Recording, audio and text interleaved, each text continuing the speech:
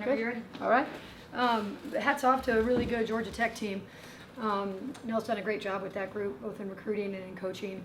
We were worried about their best three players. We were worried about their attack on the paint. We were worried about them on the offensive glass. And so the things that we were most worried about, they were able to do to us. So that was, they earned that one 100%. And, just like we didn't play well enough the last time out, we got a lot better from it. And I'm excited to get back in the gym with this team.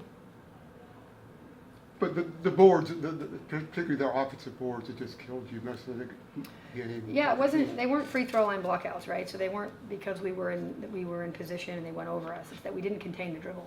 So when you don't contain the dribble, you have to rotation rebound. We didn't do a good job of that. Just taking that extra step and being more physical. Instead, we turned our heads up and tried to go get it. It's something we've talked about. They haven't made a quick enough adjustment to that. But results have a way of helping teach. So I think when they see those, they will decide how they want to handle them moving forward. Coach, just off game from Speed, first time she hasn't had a field goal, I think, since her freshman year. Yeah. What do you think it was about either her approach or just Georgia Tech's defensive pressure that caused that to happen? I think it's probably more so Alyssa's excellence, right? We take it so for granted. We just sort of say, if you give someone who's got 10 assists and 8 rebounds and you're giving anybody else who has that, we're commending her stat, right? I think it's that Alyssa does so many things for us all the time that when she's not flirting with a triple-double, we're all like, what's wrong with Alyssa? So she didn't shoot the ball enough. She didn't shoot the ball well enough when she did. But I don't think it's definitely not an issue of approach. That kid is as locked in as we'll ever coach. It just, she did other things to help us win and not in the score category. What did they do against your defense? They scored more than you're averaging giving up by halftime. Mm-hmm. What did they expose with your defense that other teams didn't? Yeah. What did they do differently? Even when Tony made her three, she's shooting like 20% from three, right? So I think partly, you got nothing to lose when you're coming in and you're playing on the home floor of another top 15 team. So some of those were really contested, and they made a lot of really contested shots. Others of them, we didn't have the right coverage, or we didn't defend it well enough. So it's a combination of both. But it wasn't, when it wasn't 50 of those points weren't because we didn't defend them well 25 times. It was some of them were defended well and they made. Some weren't defended well and they made. And really good players that our guys really struggled to guard. Coach, did you feel like that Georgia Tech dictated the pace in that first half, and do you feel like that offensively is how you wanted to play, or do you feel like you weren't getting the looks or you're settling too early in offensive transition or things like that? I don't think I'll hate the shots. I haven't hated the shots most of the year for the most part. So I don't think looking back on it, I'll hate the shots. I think I'll hate our inability to contain, right, to get to outside feet, to rotation rebound, things that an attacking team requires you to do. That's probably the part that I'll hang up on more so than the offense.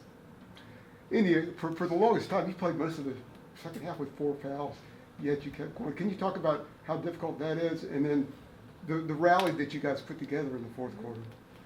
Yeah, it just goes down to being more disciplined on defense. I got those early fouls because I was out of position or maybe going for things I shouldn't have been going for, so making sure I was locking back in on discipline and being in the right positions. And then that run that we went on at the end, just I felt like Grace kind of led that at the forefront with being aggressive on the ball, in which we just fed off that energy, and that really helped us towards the end. Maria, what do you think turned things around there in the fourth quarter? I think we played with more aggression towards the end of the game. In the fourth quarter, we knew that we were down. We had to we wanted to win that game, obviously. So we knew that we had to, put pressure on the ball and try to turn the ball over. So that's what we were trying to do. Talking about you, obviously you had success when you got the ball, and just, you didn't see it and get enough opportunities, maybe. I would say, in the first half, they were really physical all game, but it was me personally, I need to be more aggressive, I feel like, in the second half, and that's kind of where I started to score more, started to get, ask for the ball more, and that's kind of where I got my, most of my points from, being aggressive, I think that's well said. We know Maria's a feature player for us, and, all of hers are contested, so her efficiency is remarkable. It really is. It's remarkable.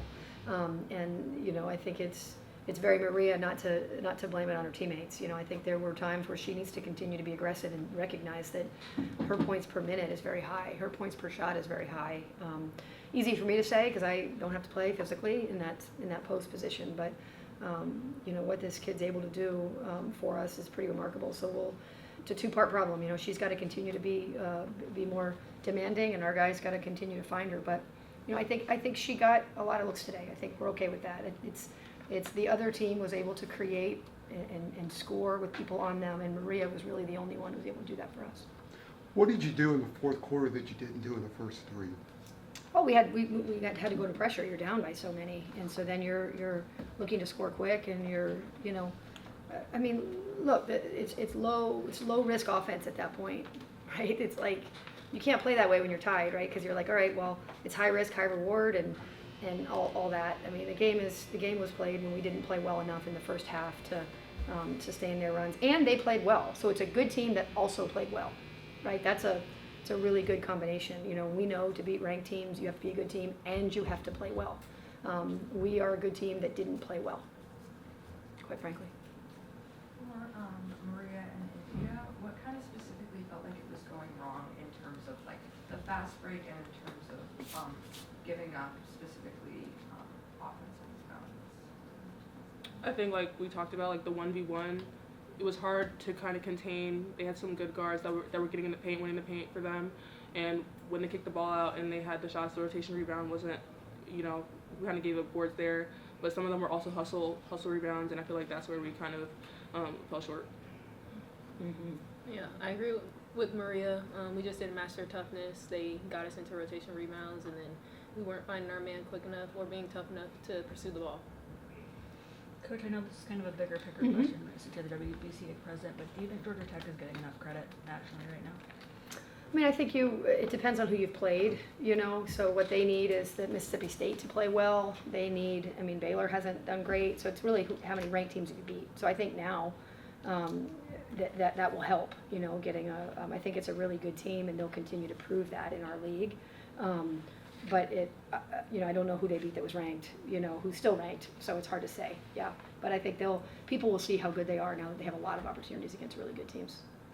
What are the teaching points you'll bring to practice from this game?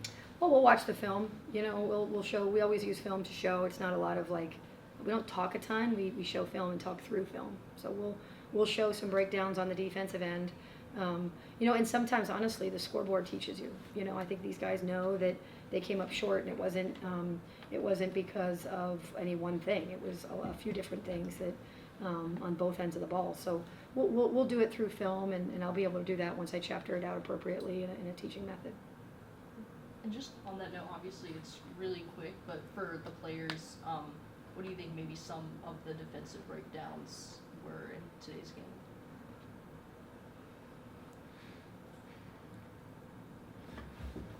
I'll say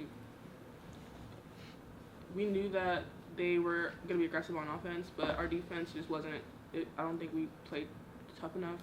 I think that they kind of played to our weaknesses, and they had a great game. They shot the ball well. They got whatever they wanted.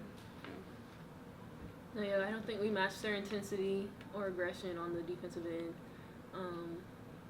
I know, speaking in the guard position, I felt like we could have probably communicated better on those exchanges on the backside. I think we got a little bit confused there, and just more on ball. I think containing our man a little bit better on ball. Any other questions? Great, thanks everyone. Thanks, guys.